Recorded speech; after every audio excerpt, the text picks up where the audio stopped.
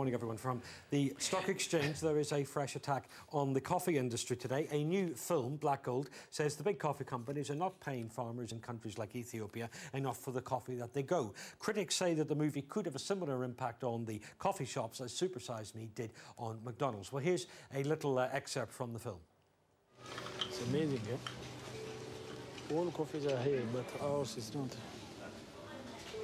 No Ethiopian coffee at all. I'm very sad because I'm looking at it reminds me of my farmers.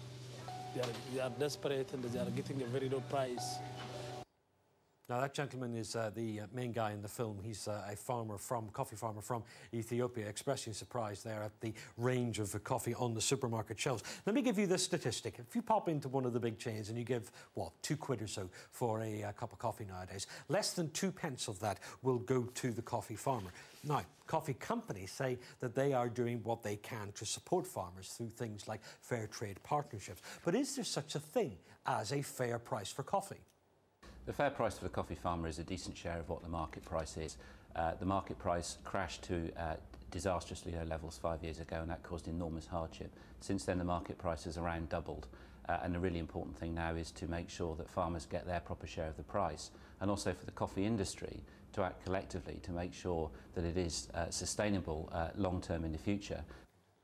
Well, these are the two directors of the film. This is Nick Francis, closest to me, and his brother, Marc, who's a little bit further away from us. Marc, good morning to you. Good morning, Nick, as well. This whole business of fair trade, if you go into a coffee shop, up on the board, invariably you'll see something saying fair trade coffee, better deal for the farmers, costs a little bit more. Does that sort of approach make that much of a difference? I think it's important to note that fair trade certified products like fair trade certified coffee does give a few extra pence to guarantee a minimum price to the coffee farmer, giving a few extra pence. It makes a small difference. It's not the complete answer, but it's a beginning of something. But Nick, doesn't this actually put consumers in a position where they have to put their money where their mouth is? If they really do care about how much money goes to coffee farmers, then they should pay that extra 15 pence or whatever it is. If they don't pay it, does that mean they don't care?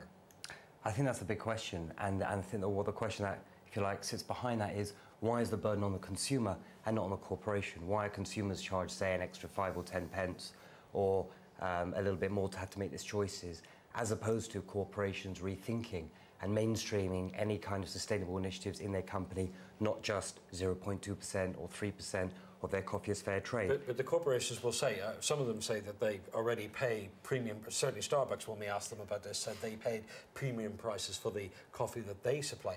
Isn't the responsibility with the consumer, because at the end, they are the people who make the ultimate decision on what is a fair price? I think what the consumer can do is put pressure on the companies to do two things. One, to ask them to be a bit more transparent and, you know, say, where do the profits go? You showed a clip before from the guy who works with Kraft. They turn over about £4.7 billion a year just on their coffee alone. How much is that going back to the coffee farmer? If consumers knew that, and there's greater transparency in the coffee industry, which at this moment there isn't, then maybe there could be more consumer confidence. But Marc, isn't the actual fundamental thing that we're looking at here is the market price of coffee? Now, if that market price is low, that means that supply is out of kilter with demand. There are too many farmers. I think you have to ask who controls the market price. We're at the London Stock Exchange, and we film Black Gold at the New York Commodity Exchange, but you don't find coffee farmers down in the pit dictating what the price is.